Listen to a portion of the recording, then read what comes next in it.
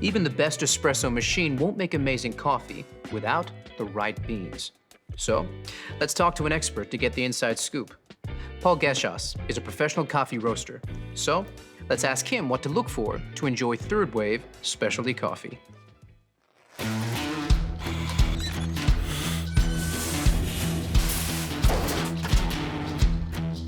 Well, it starts with freshness, but you don't want too fresh.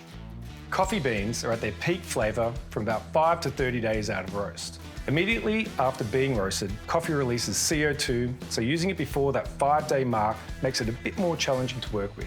Once the beans are older than about 30 days, volatile aromatics start to fade, so the coffee loses the best parts of its character. Coffee beans of different origins, roast profile and age all need optimal temperatures to bring out their best. 93 degrees Celsius is a great starting point to understand the flavour potential of any coffee. Coffees from South American origins, such as Brazil, are generally lower in acidity, rounded and sweet with a medium to heavy body. Their nutty and chocolatey flavour notes make them a good choice to pair with perfectly textured milk.